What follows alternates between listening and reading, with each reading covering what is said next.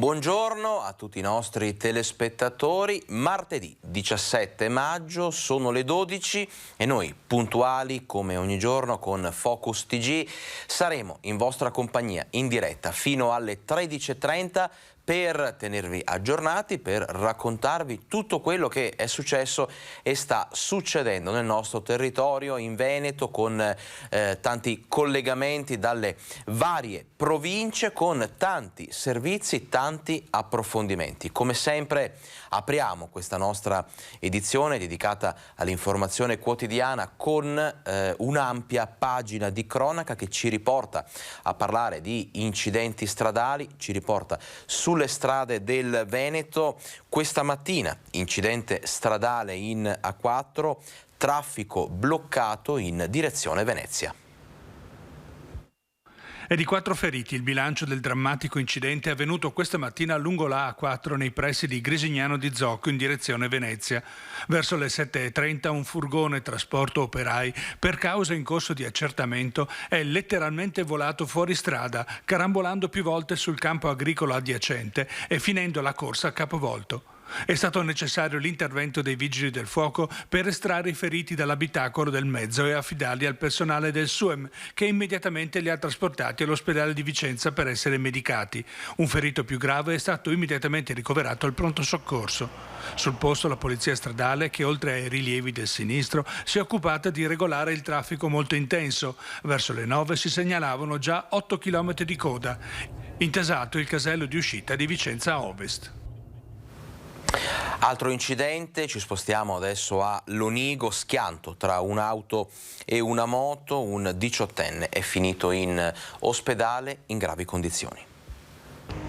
Lonigo, sono da poco passate le 8 del mattino quando un'auto e una moto si scontrano in via San Giovanni. Ad avere la peggio il 18enne alla guida della moto, rimasto ferito alle gambe. Sul posto l'elisoccorso di Verona e i medici del SUEM 118 che hanno portato il giovane in ospedale a Vicenza in codice rosso. Il ragazzo, che vive a Lonigo, comunque non sarebbe in pericolo di vita. La polizia locale è al lavoro per ricostruire le dinamiche dell'incidente. E anche a Sossano un motociclista è rimasto ferito dopo un incidente, un drammatico impatto con un furgone. Sossano, schianto tra una moto e un furgone in via Caberta. Succede alle 12:30. La foto ci è stata inviata da Hubert, un telespettatore di Rete Veneta che ringraziamo. Sul posto, oltre ai vigili del fuoco e agli operatori del SUEM 118, è intervenuto anche l'elisoccorso di Padova per trasportare il ferito in ospedale al San Bortolo di Vicenza. L'uomo è miracolato, tragedia sfiorata, per fortuna non correrebbe pericolo di vita. E ha rischiato grosso anche un automobilista di Arcugnano che è riuscito a scendere appena in tempo dal proprio autoveicolo prima che l'automobile prendesse fuoco.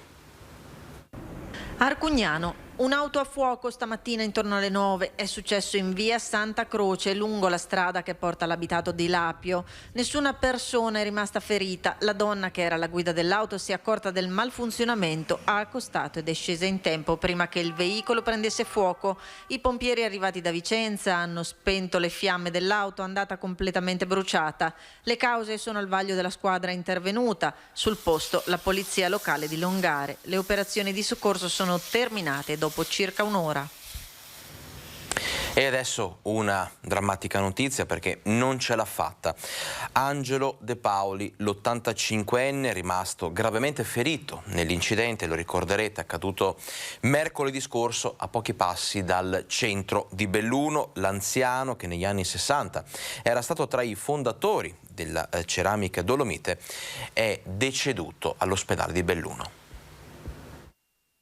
Lo schianto attorno a mezzogiorno di mercoledì scorso in via Feltre all'altezza dell'istituto Sperti. La corsa all'ospedale in condizioni ritenute gravi ma non irreversibili fino a ieri, quando il cuore di Angelo De Paoli ha cessato di battere. Se n'è andato così l'ingegnere che negli anni 60 fece parte della cordata che con Attilio Bandiera e Aldo Pessotto fece nascere dal nulla lo storico stabilimento della ceramica Dolomite a Trichiana. I tre nel 1965 lavoravano insieme in una fabbrica di sanitari a Pordenone.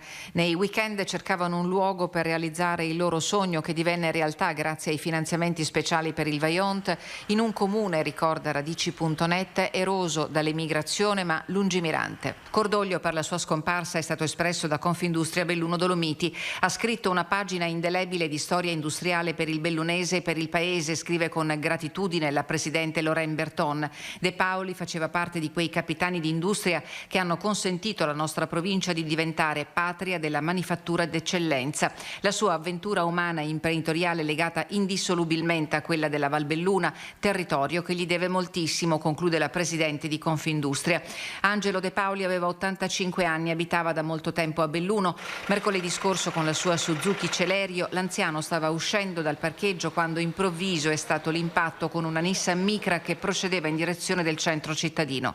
I funerali, per volere della famiglia, saranno celebrati in forma privata.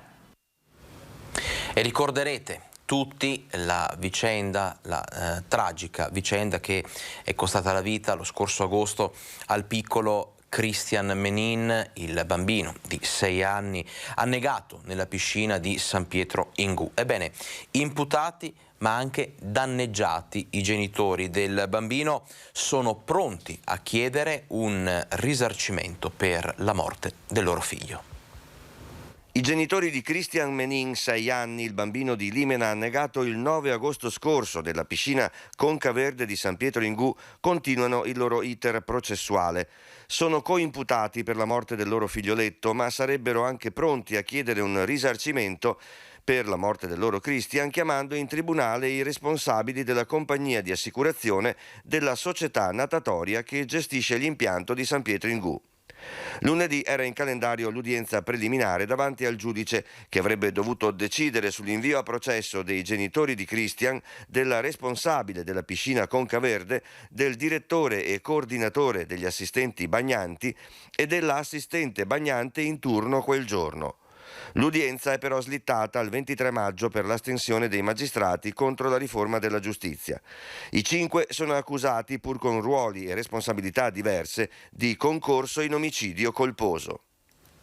Restiamo nel Padovano e continuiamo con la cronaca, in questo caso si tratta di cronaca giudiziaria. Droga, violenze, protagonisti alcuni giovanissimi, addirittura una ragazzina minorenne. È una vicenda di cronaca giudiziaria legata all'Alta Padovana che potrebbe sfociare presto in un processo. Una vicenda complicata, un'accusa pesante ma con versioni diverse da parte di protagonisti.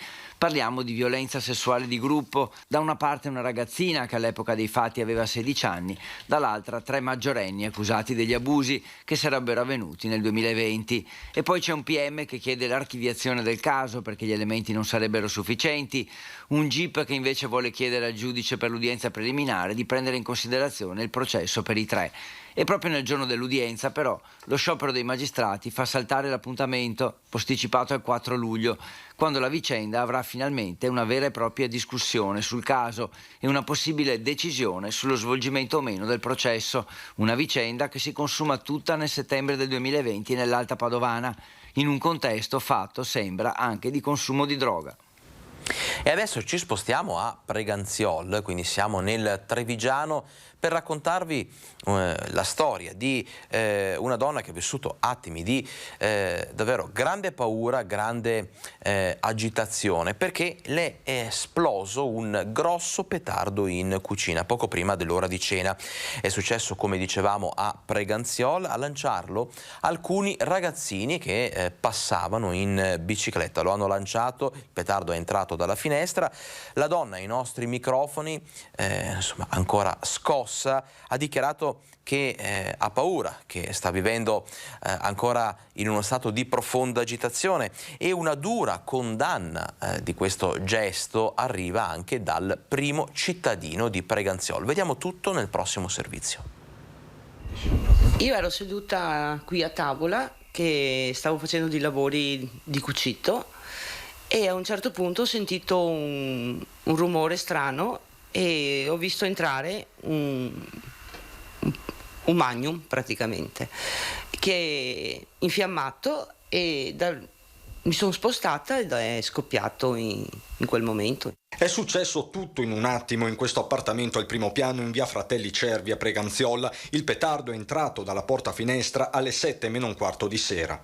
Ho preso paura, anche perché, a parte che ero a casa da sola, ma poi io ho 2 gatti, poteva esserci un bambino piccolo, e il problema più grande è che fuori sul terrazzino io ho 2 bombole di gas. La signora Roberta, dopo lo shock iniziale, si porta verso il balcone. È qui che vede alcuni ragazzi, presumibilmente di 13 e 14 anni. Sono uscita e ho visto 3 ragazzini che scappavano, di cui 2 potrei riconoscerli, uno specialmente benissimo. In bici o a piedi? Erano in bici. Uno era vestito di bianco, coi capelli neri, l'altro aveva pantaloncini neri, maglietta arancione, occhiali, capelli un po' lunghi sul rossiccio biondo. Altri petardi sono stati esplosi in zona, uno in particolare nel giardino di una casa vicina, episodi che il sindaco condanna rivolgendosi anche ai cittadini perché procedano con le querele. Vanno denunciati, anche perché con le autorità e le forze dell'ordine siamo in contatto proprio per tracciare alcuni dei movimenti che da alcuni mesi ci vengono segnalati e che riguardano proprio dei gruppi di ragazzi giovani. Sappiamo alcuni dei posti in cui si ritrovano maggiormente, abbiamo raccolto delle informazioni. Si tratta di 2 gruppi, uno di questi, spiega sempre il sindaco, composto anche da ragazzi che provengono dai comuni limitrofi. Ci sono dei limiti, ci sono le bravate, ci sono le cose invece pericolose sulle quali non si può che intervenire con sanzioni diverse. Sanzioni che, assicura Galeano, potrebbero essere commutate anche in lavori estivi di pubblica utilità. Abbiamo vari laboratori, alcuni gruppi di lavoro, nel senso buono, partiranno anche questa estate con Ci sto a fare fatica e altri progetti a cui abbiamo aderito. Facciamo un appello assolutamente accorato alle famiglie affinché ci sia un controllo serio e puntuale su quelle che sono le attività e comportamenti dei loro ragazzi.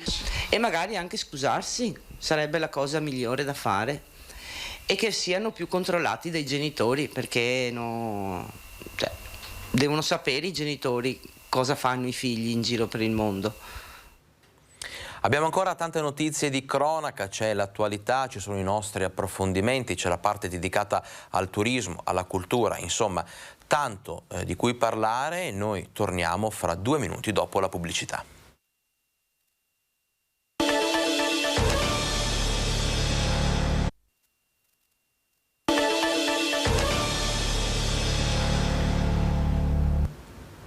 (12:15), ben ritrovati a Focus TG, il nostro appuntamento quotidiano con l'informazione del Veneto.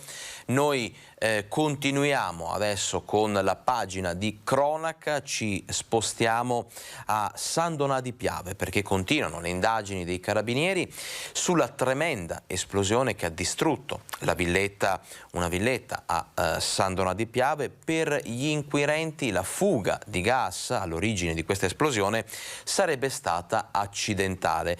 Intanto il 42enne ferito resta gravissimo e pensate, tra i vicini sotto shock c'è anche una famiglia ucraina che ieri ha rivissuto un attimo di déjà vu, di orrore legato proprio al ricordo dei bombardamenti nella propria terra d'origine. Vediamo tutto nel prossimo servizio. Ho visto tutta casa distrutta e veramente il primo pensiero è la guerra. E anche mia mamma ha raccontato, il mio papà, che è stato un rumore incredibile e sempre questo confronto, cosa sentono le persone da noi, come mi dispiace tanto anche per questo ragazzo poverino, ha detto che è uscito tutto ustionato, perso la casa, speriamo che non perde la vita. Le speranze e le preghiere per Federico Serafin sono anche quelle di Anastasia, che ieri pomeriggio inevitabilmente ha associato le macerie davanti ai suoi occhi all'orrore della guerra, così come mamma Oksana. Prima avevo detto magari forse è caduta una bomba o qualcosa, perché sempre come da noi in Ucraina questa guerra sempre viene idea è brutta roba, perché pensiamo sempre per casa come. Io ho preso tanta paura, perché dopo siamo trovati di qua finestre, spaccati finestre, vetro. Laddove ieri dominavano le sirene dei vigili del fuoco, il rumore delle macerie spostate dai pompieri e dai cani alla ricerca di eventuali persone sepolte sotto i muri crollati, oggi è il silenzio a farla da padrone in via Zanutto e dopo lo shock i residenti ancora non riescono a credere a quello che hanno visto. Cioè, non avrei mai previsto una cosa del genere nella mia zona qui, diciamo, ma adesso che la vedo un'angoscia, poi vederla così, che era anche bella, anche costruita bene, aveva appena... Cioè, vabbè, non ho altro da dire, da aggiungere, solo che tira triste a tutto ciò. Federico Serafin sta lottando tra la vita e la morte al centro grandi ustionati di Padova. L'80% del suo corpo porta le conseguenze dell'esplosione e delle fiamme. I carabinieri sono al lavoro con i tecnici dei vigili del fuoco per determinare cosa esattamente abbia provocato la fuga di gas e lo scoppio che ha fatto tremare la via e scaraventato l'uomo in giardino. Le indagini per ora fanno propendere per la causa accidentale e non per un gesto volontario, pensiero che già si faceva largo ieri tra i presenti, visto l'inquietante precedente. 5 anni fa il 42enne, provato da un momento di depressione, si era barricato in casa con una motosega prima che i carabinieri lo facessero desistere. Parliamo adesso di una rapina, vittima un quindicenne. Gli hanno strappato la catenina, ma insomma sarebbero già stati identificati gli autori di questa rapina. Si tratterebbe di una baby gang del posto. Gli hanno strappato la catenina al collo, una rapina fulminea messa a segno da 2 minorenni. La vittima è uno studente quindicenne che stava per prendere l'autobus e tornare a casa. Il fatto è accaduto ieri intorno alle 13. I baby rapinatori potrebbero avere le ore contate, serrate le indagini dei carabinieri. Nella zona, fra l'altro via Roma, sono presenti numerose telecamere, immagini che in queste ore saranno visionate dai militari. Tutto è avvenuto in pochissimi istanti. Uno si è parato di fronte al quindicenne, l'altro da dietro lo ha strattonato e strappato dal collo la collanina in oro del valore di circa 200 euro. Sotto shock e impaurito, lo studente è tornato a casa ed ha raccontato tutto ai genitori. Immediata la denuncia ai carabinieri, una parziale descrizione dei suoi aggressori, minorenni come lui. Presto i militari potrebbero dare un nome ed un volto ai baby malviventi. Per Treviso si tratta dell'ennesimo episodio di violenza legato a giovanissimi. Approfittano dell'uscita degli studenti quando in zona della stazione delle Corriere regna il caos. Ragazzini che tornano a casa e si accalcano sotto i portici. È questo il momento in cui le baby gang colpiscono. Più volte i commercianti e i residenti hanno chiesto maggiori controlli per una zona che da sempre è considerata quella maggiormente a rischio.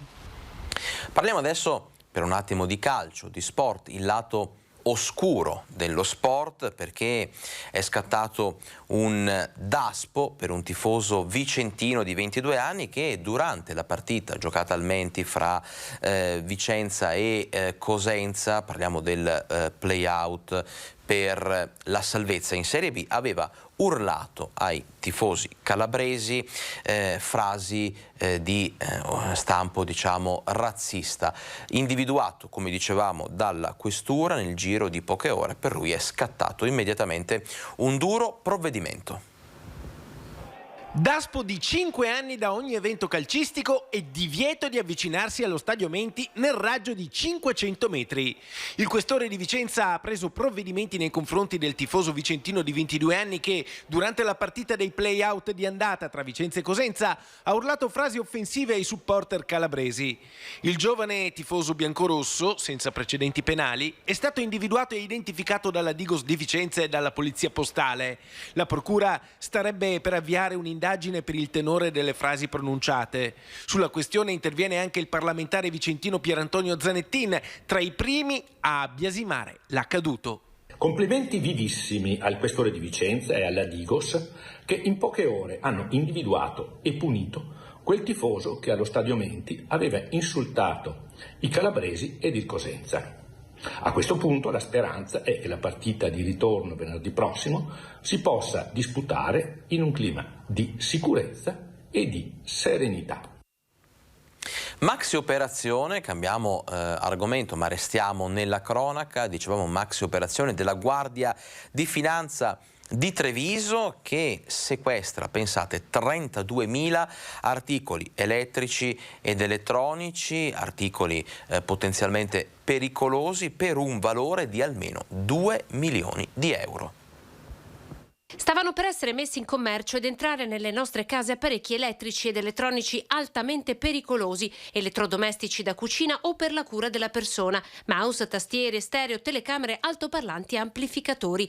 Tutti articoli che avevano saltato il percorso riservato ad apparecchi di questo tipo, che devono attestarne i requisiti minimi per la sicurezza della persona e renderli conformi ai regolamenti comunitari ed europei. La maxi operazione di sequestro è stata portata a termine dalle Fiamme Gialle di Treviso. 2 milioni il valore della merce sequestrata. Nella gran parte dei prodotti sottoposti a sequestro vi era addirittura l'apposizione della marcatura CE con caratteristiche olografiche del tutto non corrispondenti a quelle richieste e quindi un chiaro riferimento esplicito al cosiddetto principio di China Export. Prodotti che per essere messi in commercio sono sottoposti a rigidi controlli. Viaggiavano all'interno di un autoarticolato intercettato da una pattuglia della Guardia di Finanza nei pressi del casello di Venezia Est. Noi abbiamo avuto modo di rilevare che il viaggio è sempre il medesimo, quindi merce prodotta in Cina, fatta giungere attraverso i porti di Capodistria piuttosto che del Pireo, dalla Cina via gomma fino ai paesi dell'est, quindi prevalentemente Ungheria, dove sostanzialmente delle società di comodo vengono create appositamente per procedere allo sdoganamento della merce, che poi ovviamente una volta sdoganata può circolare liberamente nel territorio nazionale e giungere fino a destinazione. La particolarità è che questa merce, il valore ovviamente stimato di oltre 2 milioni, nel caso concreto, nelle dichiarazioni doganali, quindi dei dazi doganali poi che sono stati corrisposti, aveva un valore sottostimato di poche decine di migliaia di euro. Il monitoraggio della rotta balcanica è costante da parte delle Fiamme Gialle perché è da qui che la gran parte dei prodotti fabbricati in Cina entra in Italia. I 32.721 prodotti sequestrati sono stati distrutti grazie alla collaborazione del Comune di Treviso, dei Vigili del Fuoco, del Centro di Coordinamento RAE e del Termovalorizzatore di Padova. Conducente e importatore dovranno rispondere di tentata frode in commercio e distribuzione pericolosa di prodotti. Sono le 12:25 e questo significa che è arrivato il momento di un altro piccolo break pubblicitario. Noi ci rivedremo fra 2 minuti con ancora tanta cronaca, tante notizie e poi l'attualità e i nostri approfondimenti. A fra poco.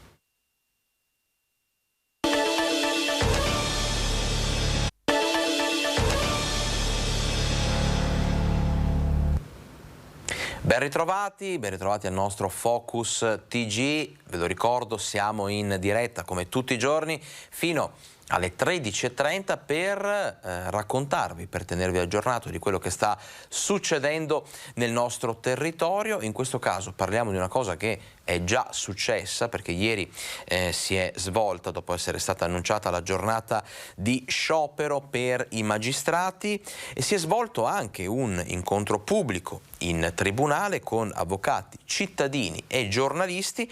L'obiettivo è quello di fare chiarezza, migliorare la comunicazione, ma soprattutto recuperare la fiducia della gente. Dopo quasi 20 anni dall'ultima volta, i magistrati incrociano le braccia e scioperano. L'ANM, Associazione Nazionale Magistrati, contesta la riforma in discussione in Parlamento. Vogliono recuperare la fiducia dei cittadini, i magistrati, e che il loro lavoro non venga valutato solo in base ai numeri. Quando io ho cominciato a lavorare nel lontano 1990, numerose erano le indagini in materia ambientale, rifiuti, inquinamento, infortuni sul lavoro, tutte quelle materie che davvero toccano la qualità della vita e i beni fondamentali dei cittadini. Queste indagini sono molto di meno perché rendono poco, come pure erano molte le indagini ad alto livello sul traffico internazionale o organizzato di stupefacenti. Adesso processiamo i piccoletti, i pusher, facciamo numeri. Giudici, insomma, con la paura di essere valutati sui numeri. Si valuteranno i magistrati in base ai risultati di quella che è la loro attività, i pubblici ministeri in base al numero di condanne che otterranno, magari addirittura in base agli anni di galera che riusciranno ad ottenere, i giudici in base al numero di sentenze che verranno confermate nei gradi successivi, e tutto questo porterà il pubblico ministero a occuparsi soltanto dei casi sui quali va sul sicuro, senza fare inchieste scomode, inchieste coraggiose. Il pericolo dunque è che conti solo il numero di processi e quanto si spende. Di certo, per il buon funzionamento della giustizia il cittadino ha diritto a risposte. Lo Stato deve garantire una giustizia rapida, con risorse adeguate e dirigenti che usino bene i fondi. Il tema delle risorse, perché molto spesso noi avvocati, il cittadino ci chiede se ha torto o ragione, quanto tempo ci vorrà per avere torto o ragione e quanto costerà avere torto o ragione. Spesso per noi è difficile dare una risposta. No a processi chiusi facendo finta che vada tutto bene, ma dare giustizia vera ai più deboli. L'impressione invece è che si punti a colpevolizzare i magistrati. Mirano soltanto ad addebitare alla magistratura le colpe del funzionamento della giustizia e questo, scusate, ma è assolutamente inaccettabile. E lo sciopero dei magistrati non ha comunque impedito al processo d'appello per il crack della Popolare di Vicenza di entrare nel vivo. Ieri si è tornati in aula, nell'aula bunker di Mestre. Nel prossimo servizio la nostra collega Luisa Bertini ci riassume tutte le novità di giornata. Entra nel vivo il processo d'appello per il crack della Banca Popolare di Vicenza. Dopo l'udienza interlocutoria del 22 aprile, il processo nell'aula bunker di Mestre si avvia nel vero senso del termine. Giornata iniziata con la discussione e le repliche, discussione sui profili di ammissibilità o inammissibilità dei singoli atti d'appello e sulla proposizione delle istanze istruttorie rinnovate in secondo grado. Fitto il calendario delle udienze, l'obiettivo è che la sentenza arrivi prima della prescrizione. Ma questo non basta a placare l'amarezza dei risparmiatori azzerati sulle aspettative di risarcimento. I risparmiatori sono in tutto questo marasma le persone più che ne sono uscite peggio, nel senso che devo dire che rimarrà sulla carta la sentenza di condanna al risarcimento in favore delle parti civili, per una serie di motivi che star qui a spiegare adesso sono lunghi, ma il primo di tutto è la confisca che ha mangiato tutto, diciamo, o che mangerà tutto in caso di conferma della sentenza, e per cui siamo qui a fare il nostro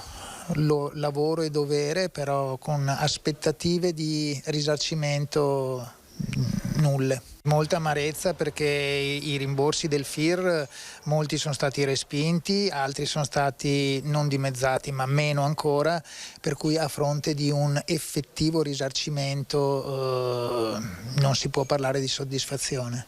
Il 19 marzo 2021 era stata pronunciata la sentenza di condanna per Gianni Zonin, per l'ex vice direttore generale Emanuele Giustini e per gli altri due manager Paolo Marini e Andrea Piazzetta. Assolti invece Giuseppe Zigliotto e Massimiliano Pellegrini. Oggi in aula i pubblici ministeri hanno impugnato il provvedimento di assoluzione.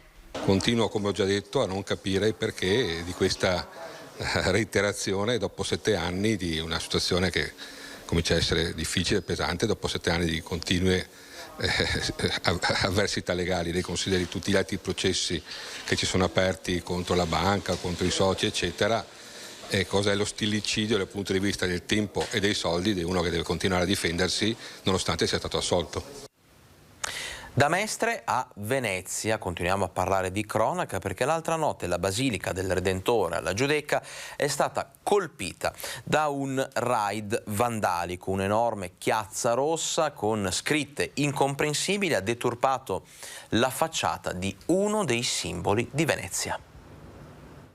Siamo accorti questa mattina, quando abbiamo riaperto la chiesa, che c'era questo sfregio sul muro del Redentore.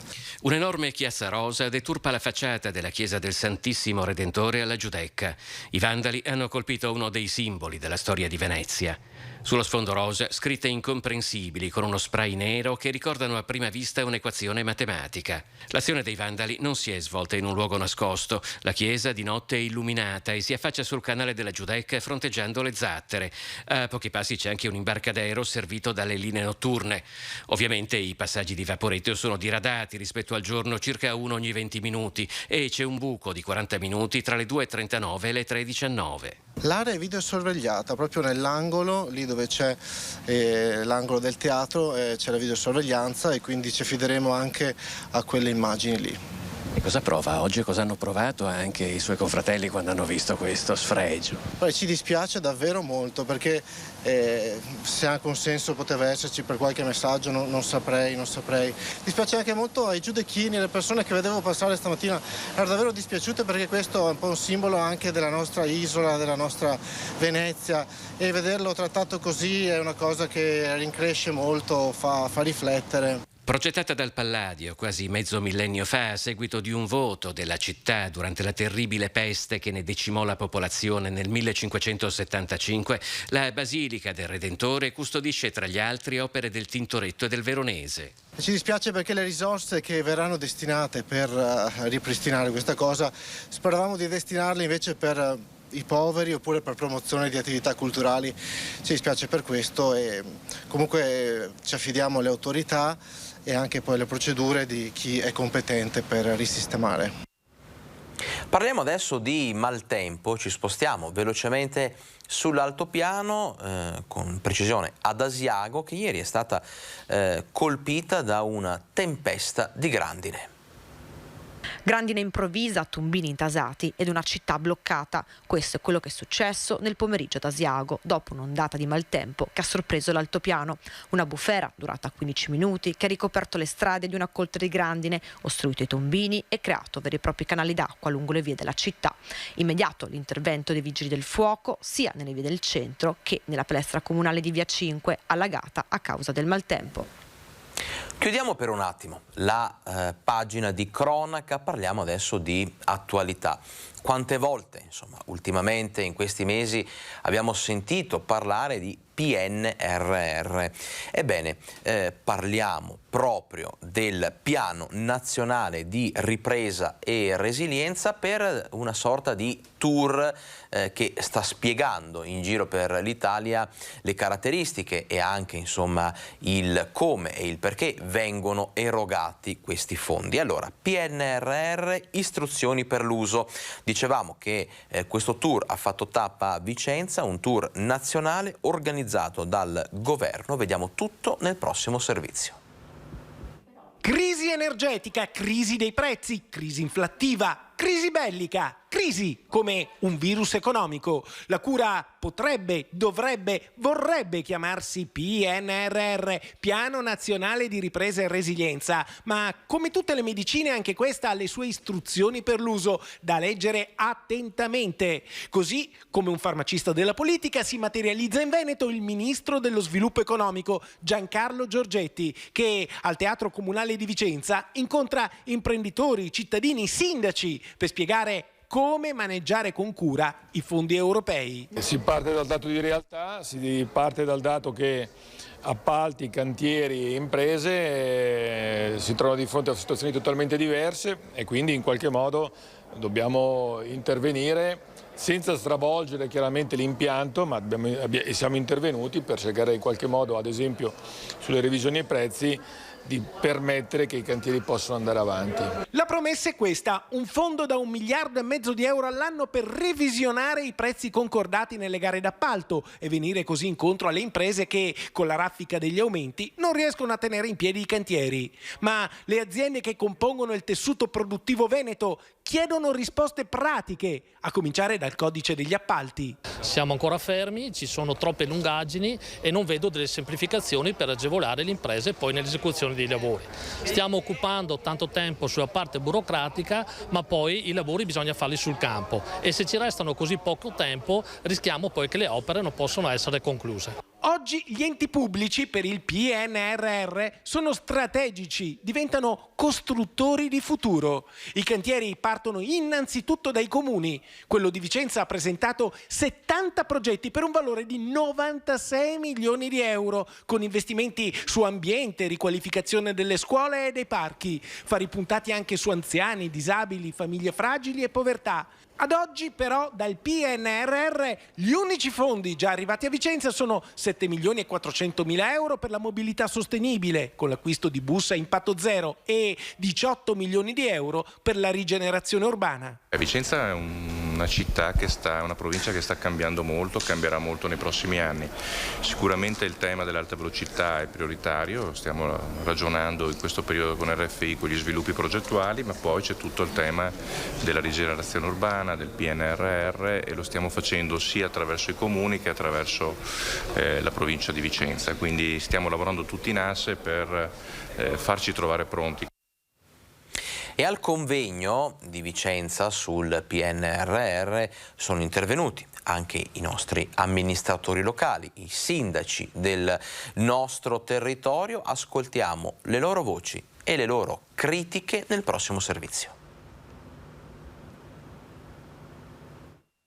La maggior parte dei nostri comuni non raggiunge indici di vulnerabilità socio-economica bassi, quindi con questo indice applicato rischiamo di vederci tagliati fuori dalla partita in modo importante. È l'allarme lanciato dal sindaco di Rossano Veneto, che condivide con la maggior parte dei suoi colleghi vicentini presenti in sala la preoccupazione di veder finanziati solo in minima parte i progetti che con tanta fatica e perizia sono stati redatti nelle modalità richieste dall'Europa. Il 40% dei fondi del PNRR infatti viene riservato al Sud Italia per pareggiare il divario Nord-Sud, ma sul restante 60% viene applicato l'indice di vulnerabilità socio-economica che, così come è stato concepito, privilegia ancora una volta caratteristiche tipiche dei comuni del Sud Italia. Una situazione simile era già successa con il bando Più Sport e Periferie, che lasciava al resto d'Italia il 20% dei finanziamenti previsti. Nelle regioni del centro-nord sono arrivate veramente le briciole, non so se 2 o 3 interventi in tutto. Ecco, su questo io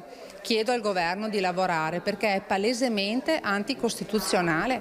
Il mio comune è un comune di 8.200 abitanti, Rossano Veneto. Noi abbiamo lavorato come i matti per poter inviare 7 da soli più 1 con altri comuni progetti. Ecco, di questi progetti con questo indice di vulnerabilità non ne verrà finanziato neanche uno, e questo è un peccato. Stiamo cercando di partecipare a qualunque bando, ecco, in tutti i vari settori, l'edilizia scolastica piuttosto che lo sport, piuttosto che il sociale, ecco, su tutti i fronti cerchiamo veramente di stare attenti a tutti i bandi appunto che escono per portare a casa delle risorse. Siamo 24 comuni dell'area berica, capofila è il comune di Villaga, però insomma è un impegno che ci assumiamo tutti quanti e tentiamo di capire se ci sono delle risorse che possono essere destinate nei nostri territori con il PNRR. Siamo convinti che ci siano queste opportunità da sfruttare e chiediamo che il governo su questo sia celere nel darci tutte le indicazioni possibili e immaginabili. Credo che alcune piccole modifiche risolverebbero grandi problemi.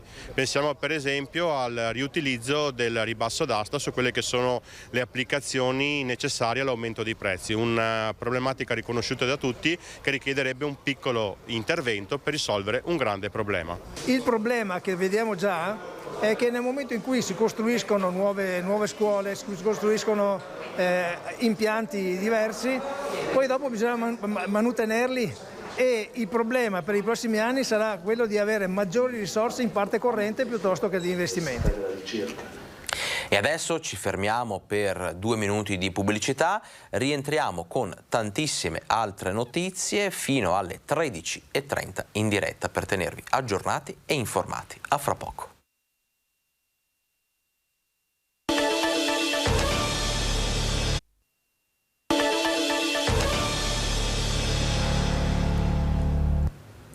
Ben ritrovati a Focus TG, siamo in diretta, sono da poco passate le 13, anzi sono adesso scoccate le 13:05 ed è arrivato il momento di collegarci, come promesso, con Padova, una Padova dove il nostro Federico Fusetti insieme a Cristian Roca Allende sono sul pezzo per raccontarci di queste ultime ore di preparativi. Perché insomma il 19 di maggio arriverà il presidente Sergio Mattarella proprio a Padova per festeggiare gli 800 anni di vita dell'università, ma ci racconta tutto Federico Fusetti, a cui diamo il buongiorno e cediamo la linea. Buongiorno Alex, buongiorno ai telespettatori. Hai detto bene, siamo nel cuore dell'Università di Padova, università che festeggia gli 800 anni, tra i tanti professori anche questo signore che vedete, che è Galileo Galilei, insomma un insegnante ovviamente speciale. E fra 40 ore circa, insomma, qui arriverà il presidente Sergio Mattarella per la quinta volta nella provincia di Padova, la seconda volta all'università, venne anche nel 2018, ma ovviamente questo è un appuntamento davvero speciale. Abbiamo scelto di collegarci io e Christian da qui perché così vi facciamo vedere un po' quale sarà il percorso del presidente quando arriverà all'università. Allora Christian ci fa vedere questo corridoio, che è il corridoio dal quale arriverà dopo essersi intrattenuto per qualche minuto nell'ufficio della rettrice che è proprio dietro a quella scala che vedete. Quindi uscirà dall'ufficio della rettrice Mapelli, scenderà lungo questo corridoio ed entrerà in questa sala. Questa sala è chiamata Basilica un po' soprattutto per questa presenza di colonne che adesso vi facciamo vedere, ed è una sorta di anticamera che porta poi direttamente all'aula magna, che ovviamente già dal nome avrete capito che è l'aula in cui si svolgerà il clou dell'evento. Nell'aula magna il presidente Mattarella troverà già gli ospiti e troverà anche e soprattutto 50 rettori italiani e stranieri che prima di entrare in aula magna faranno un corteo, diciamo, per il centro della città, un corteo che l'ultima volta si svolse per festeggiare i 700 anni, quindi nel 1922. Adesso vi mostriamo con Christian l'aula magna, non possiamo entrare perché sono in corso le attività di bonifica, di pulizia, di preparazione, però insomma già vederla così capite quanto sia affascinante quest'aula, che tra il 1500 e il 1800 fu anche la sede e anche aula, diciamo, per le lezioni della facoltà di giurisprudenza. In quest'aula insegnò anche eccezionalmente Galileo Galilei, oltre a molti altri professori naturalmente, e questa, dicevo, sarà la sala che ospiterà il clou dell'evento di festeggiamento degli 800 anni, con ospiti come il Presidente del Senato Casellati, il Presidente del Parlamento Europeo Metsola, la Ministra ovviamente dell'Università, i rappresentanti degli studenti. Ci saranno poi delle musiche, degli inni che sono stati scritti e composti appositamente per questo evento, e poi ovviamente la presenza dei goliardi, cioè gli studenti, e con tutto quello che, diciamo, portano di storia con loro. Una ovviamente manifestazione per certi versi blindata, perché le misure di sicurezza saranno imponenti, proprio anche in aula magna che avete visto poco fa. Non ci sarà capienza piena, ma le misure di sicurezza impongono, e non solo per il Covid, impongono un numero limitato di partecipanti, e ovviamente anche tutto il sistema di sicurezza dell'università che affiancherà quelli ovviamente le forze dell'ordine che arriveranno da Roma e tutti gli agenti impegnati qui a Padova delle forze dell'ordine locali. Per i cittadini però che dopo aver visto magari il corteo dei rettori qui fuori, c'è la possibilità di seguire comunque l'evento che inizierà alle 9:45 in aula magna, lo potranno fare attraverso la diretta sui canali dell'università, ma ci saremo anche noi, però non dimentichiamolo che seguiremo il più da vicino possibile, certo, tutto quello che potremo seguire per voi. Federico, davo per scontato che insomma noi ci saremmo stati, perché insomma noi raccontiamo in diretta insomma tutto quello che succede in Veneto, nel nostro territorio. Io oltre che ringraziare te e Christian Roque Allende per le bellissime immagini, ci avete veramente portato dentro all'università, dove insomma fra meno di 48 ore si vivrà una pagina storica non solo per l'Ateneo di Padova, ma insomma per tutta la città. In chiusura di questo collegamento ti chiedo che aria si respira un po' magari fra gli studenti. Hai avuto modo di sentirne qualcuno? Cioè c'è curiosità, c'è anche un po' di fibrillazione? Guarda, casualmente sì, ne abbiamo incontrato qualcuno proprio prima di entrare all'università. Io credo che soprattutto ci sia un po' l'orgoglio di avere il presidente Mattarella per la quinta volta in provincia di Padova, la seconda volta, come dicevo, qui all'università. Insomma, trapela soprattutto l'affetto per il presidente, che insomma sarà un po' il simbolo, ecco, di queste celebrazioni giovedì, senza nulla togliere ovviamente agli altri ospiti, però insomma questo evento collegato al Presidente della Repubblica è motivo di orgoglio di tanti studenti che, ricordiamolo, non sono certo solo padovani, 60.000 studenti che vengono in buona parte anche da fuori città, fuori regione e perché no anche da fuori Italia, quindi insomma sicuramente questo è un po' il sentimento che si percepisce. E allora grazie, buon lavoro a Federico Fusetti e Cristian Roque Allende, grazie per il vostro collegamento, motivo d'orgoglio e giornata storica che noi seguiremo, come vi ha già anticipato il nostro Federico Fusetti. Adesso però apriamo la pagina dedicata alla sanità, perché continuano ad arrivare decine e decine di segnalazioni ogni giorno che riguardano disagi e disservizi all'interno dell'ULSS 7 Pedemontana, l'ULSS gestita dal direttore generale Carlo Bramezza. Ebbene, guardate e ascoltate nel prossimo servizio cosa è successo a questo cittadino malato oncologico. La storia è infinita, anzi le storie infinite di disorganizzazione nell'ULSS 7 del direttore generale Carlo Bramezza. La voce dei cittadini è stanca del silenzio, è stanca delle attese e chiede risposte a chi governa il Veneto e a chi gestisce la sanità veneta.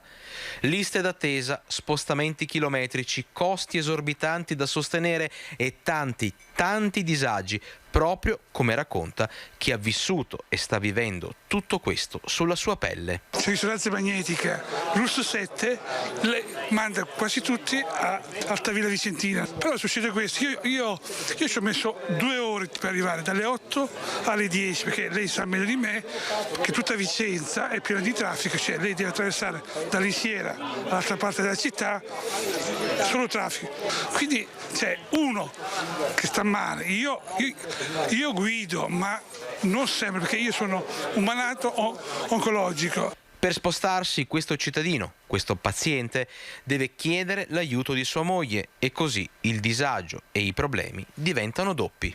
Lei deve chiedere un permesso anche per accompagnarmi, giusto? Allora io dico, quanto costa questo servizio che l'ULSS 7 ha convenzionato con la medicina, quel centro che lei sa, adesso mi sfugge il nome, io sono andato dopo un anno, ce ne ho altre 5 visite in lista da maggio dell'anno scorso, però io conosco la realtà sanitaria, perché ero un dipendente e poi ho sempre seguito come dirigente sindacale, quindi non è che io parlo per sentito dire, l'ho vissuto come dipendente, lo vivo come utente, quindi vedo che sono incazzato nero e che devo andare, e in più devo andare a prendermi l'esito, se no te lo fai pagare tramite corriere. Allora dico, oltre il rischio, la benzina, mia moglie deve fare una risonanza, adesso la fa a pagamento. Quello che mi fa rabbia è che il governatore Zaia dice che siamo il numero 1, giusto? Però che venga a vivere le situazioni di persone, allora vediamo se siamo il numero 1 o no. E a proposito di sanità, guardiamo insieme velocemente il report che anche oggi ci fornisce Azienda Zero, report che come ben sapete fotografa l'andamento dei contagi nella nostra regione, contagi da Covid. Il delta dei casi positivi intercettati nelle ultime 24 ore sale a 3.965. I dati di ieri, come oramai insomma avete ben capito, quelli del lunedì sono abbastanza approssimativi, aveva dato dei numeri, delle rilevazioni molto più basse, si era addirittura sotto i 900 casi, nuovi casi positivi. Adesso invece il numero è quanto mai affidabile, quindi siamo quasi a 4.000 nuovi casi di positività in Veneto, che fanno salire i casi attualmente positivi a 46.761. Andiamo avanti guardando gli altri dati che giornalmente andiamo a commentare e analizzare velocemente insieme. Salgono di 3 unità, le vedete indicate qui con il cursore, i ricoveri in area non critica, invece scendono di 2 unità le terapie intensive. Segnaliamo anche oggi purtroppo il decesso di 3 persone causa Covid.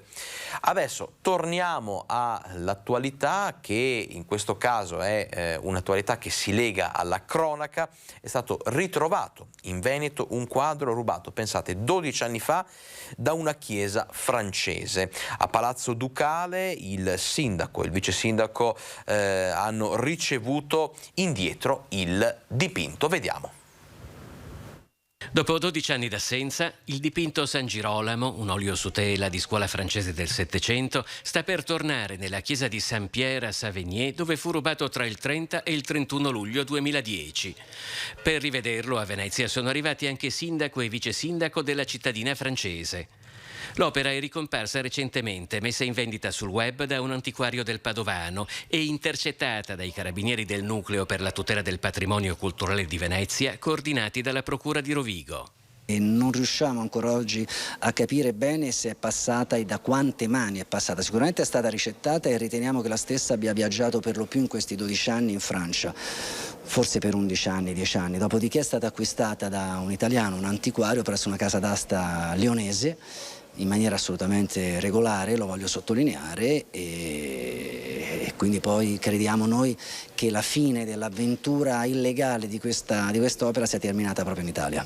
Se il peregrinare del quadro è stato prevalentemente in Francia, non è sfuggito ai controlli dei carabinieri non appena è comparso in vendita in Italia, presentato come opera di Antonio Arrigoni, un pittore veneto attivo a cavallo tra il XV e il XVI secolo. Il valore d'asta era di qualche decina migliaia di euro, ma soprattutto che quello ha una fascia di difficile quantificazione, è che il valore che la comunità che ha avuto beneficiato di quest'opera ne riconosce, per cui il valore potrebbe essere di qualche centinaio di migliaia di euro. Se il Ministero della Cultura francese ha classificato il dipinto monumento storico nel 1982, altrettanto importante è la chiesa di Saint-Pierre in cui sta per tornare. È uno degli edifici religiosi più antichi del dipartimento della provincia di Angers e è stato pensato e riconosciuto di interesse culturale sin dal 1840, uno dei primissimi edifici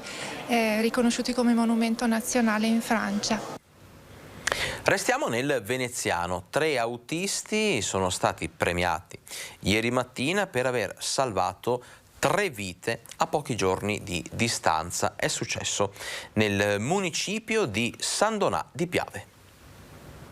Cerimonia di consegna oggi nel municipio di San Donà di Piave degli encomi a Tommaso Biasone, Antonio Portale e Maurizio Benvenuto, gli autisti a TVO che in 2 circostanze ravvicinate sabato 7 e lunedì 9 maggio hanno salvato 3 vite.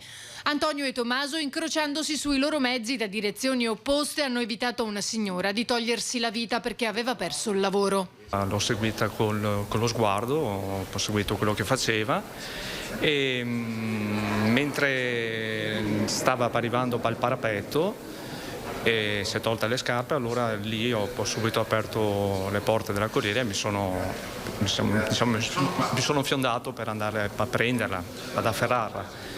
E l'ho fermata in tempo perché già stava mettendo le gambe sul parapetto e la signora che era a bordo è scesa, mi ha dato manforte e poi in quel momento passava il mio collega Tommaso. Arrivato lì sul posto ho immediatamente chiamato i soccorsi e ho cercato di parlare con Antonio e capire bene quello che stava succedendo.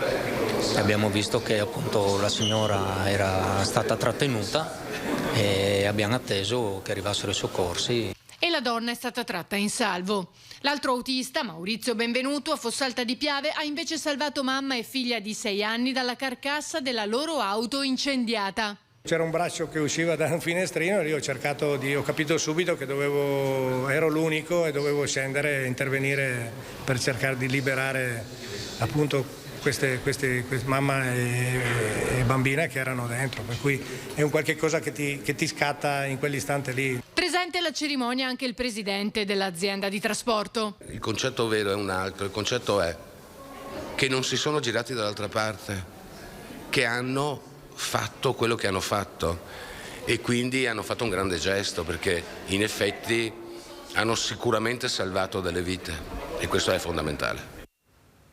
E adesso parliamo dei musei civici padovani perché ci sono grandi novità.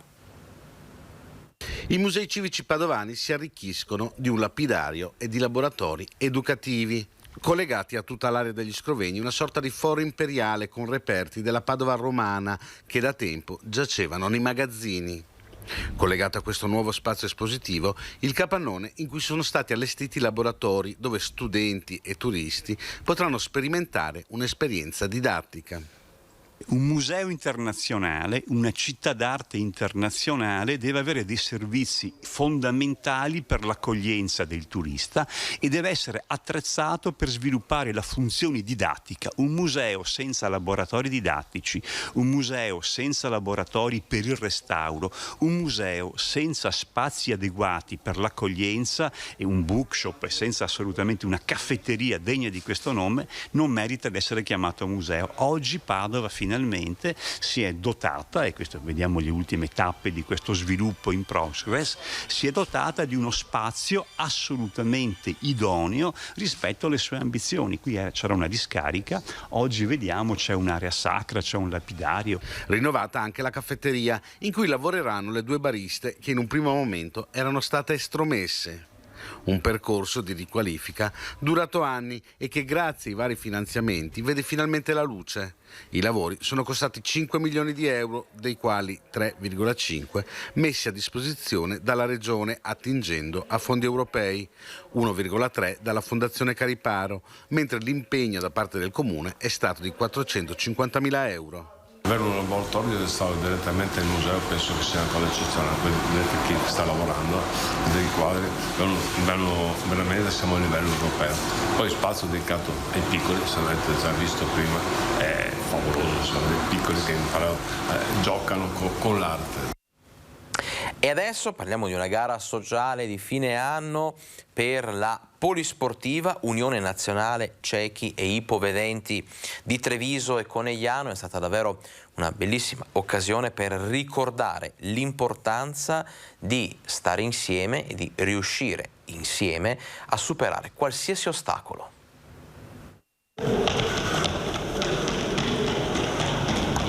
In questa gara saranno tutti bendati, quindi accompagnati da un volontario e dai nostri volontari, ma tutti bendati, quindi avranno tutti la stessa difficoltà. Tutti alle stesse linee di partenza, tutti con le stesse possibilità.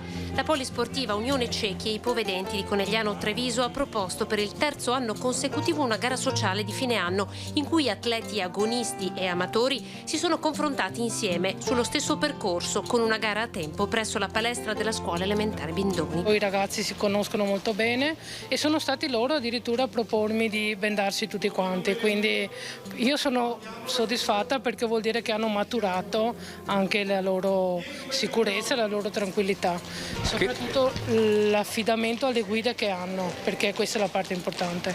Non è semplice perché con quello che hanno passato in questi 2 anni di chiusura e tutto, i problemi si sono molto aggravati. Roberto è uno dei volontari dell'Unione Nazionale Volontari Pro Ciechi che da tempo collabora con l'associazione Veneti Schiacciati dalla Crisi. Ha imparato dalla moglie ipovedente l'importanza della condivisione, dell'aiuto reciproco, della solidarietà. Io appunto faccio l'appello a tutte le persone che sono non vedenti o ipovedenti, che ci vedono poco, di contattarmi, se non riescono a contattare me, di contattare l'Unione Italiana Ciechi per entrare in questo gruppo, perché qui non vuol dire solamente fare attività fisica, qui vuol dire inserimento con tutti. Un progetto avviato nel 2016 che da ginnastica dolce si è trasformato nella possibilità per ragazzi ipovedenti di praticare sport anche ad alti livelli, così come è accaduto a Cristiano. Io ho sempre avuto la passione per la corsa e quando ho trovato chi mi ha aiutato ho iniziato a correre. O a Mei Yang. Non credevo di riuscire ad arrivare al livello agonistico, ma dopo allenandomi e facendo le prime gare. O ancora Giuseppe. La passione mi è venuta quando ho avuto l'incidente sul lavoro. E poi ho cominciato con questo gruppo qua che è meraviglioso, che mi ha portato fuori da casa. Insomma, superare le difficoltà insieme è più facile.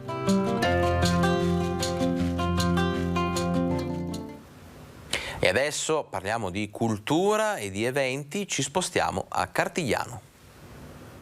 Cartigliano si prepara a una grande estate di spettacoli e cultura. Dopo 2 anni di pandemia si riparte nella suggestiva cornice del parco di Villa Morosini Cappello dal 23 giugno al 2 luglio prossimi, con una serie di eventi organizzati dal comune in collaborazione con 2 punti eventi: musica, danza, ma soprattutto emozioni. Torniamo con il botto. Vogliamo che Cartigliano ritorni ad essere la Cartigliano di 3 anni fa, una Cartigliano dove di fronte a Villa Morosini Cappello c'era la massima espressione della vita e dello stare bene assieme. Dunque, con coraggio abbiamo organizzato questi 10 giorni, abbiamo puntato in alto, perché siamo convinti che una location come Villa Morosini Cappello meriti di puntare in alto. E mi auguro che Cartigliano diventi per il territorio un centro della cultura. In programma lo spettacolo dei danzatori dell'Opéra de Paris, la poesia delle note di Ennio Morricone, con l'omaggio al grande maestro diretti da Diego Basso e la partecipazione del celebre flautista Andrea Griminelli, e poi i tributi ai Pink Floyd e Vasco Rossi, i suoni vibranti dei Blues Singers and Orchestra guidati dal maestro Diego Brunelli, accompagnati dalle coreografie della scuola di danza Tersicore. Musica post-rock, cantautorale, insomma per tutti i gusti. È importante anche il contributo dato dalle aziende del territorio. Senza le aziende Cartigliano non potrebbe andare da nessuna parte. Infatti l'obiettivo è organizzare un evento a questa portata senza nessuna economia da parte del comune, ma soltanto grazie alle aziende. Abbiamo trovato veramente le porte non aperte, ma di più. Oltre 200 persone hanno partecipato alla passeggiata Ammira Fara, 7 chilometri per scoprire tutte le bellezze del territorio. Grande partecipazione a Fara Vicentino per la camminata organizzata nell'ambito del progetto, che ha visto la collaborazione di Comune e Associazione Cuore Pedemontana, mirato alla riscoperta del territorio. Ammira Fara ha registrato oltre 200 partecipanti, tra residenti e non, che hanno attraversato il comune lungo un percorso di 7 chilometri, ha dato a tutti tra natura e bellezze storiche. Un percorso storico e paesaggistico, perché avremo l'occasione di vedere i nostri 2 monumenti più importanti, una ghiacciaia risalente al XVIII secolo e la chiesetta di San Fortunato, che di fatto nasce nel 1480 con degli affreschi e dei bassorilievi estremamente importanti. A questo aggiungeremo le nostre bellissime passeggiate e le colline, soprattutto i panorami che ci permetteranno di poter ammirare anche tutte le nostre piccole Dolomiti, in modo tale che copriamo un territorio immenso. Fara si chiude su 3 corsi d'acqua, il Chiavone Bianco, il Chiavone Nero e l'Averda. Stiamo lavorando ancora su altri 3 percorsi e siamo sicuri che questa iniziativa è veramente importante per tutti quanti noi, soprattutto per il paese di Fara Vicentino. E ancora una volta è importante il contributo dato dai tanti volontari attivi a Fara. Ennesima opportunità di collaborazione tra tutte le nostre associazioni. Grazie ancora. E questo era il nostro ultimo servizio. Prima di salutarci però una rapida occhiata, un aggiornamento che non è più quotidiano, ma insomma ogni tanto facciamo il punto della situazione anche per quello che riguarda la campagna vaccinale in Veneto. Ebbene, i vaccini somministrati sono stati oltre 11 milioni 30.929, nella sola giornata di ieri 627 vaccini inoculati, di cui vedete 15 prime dosi, 36 seconde dosi, cicli completati, e 576 dosi booster. Guardiamo un attimo anche la suddivisione per le fasce d'età, soprattutto la parte in basso di questa tabella, perché i bambini e i ragazzini in età fra i 5 e gli 11 anni, vedete che le percentuali si attestano grosso modo intorno al 30% per tutti, sia per chi ha ricevuto la prima dose che la seconda, che la prenotazione appunto per completare il ciclo vaccinale. È davvero tutto per oggi, non mi resta che augurarvi una buona giornata e darvi appuntamento a domani.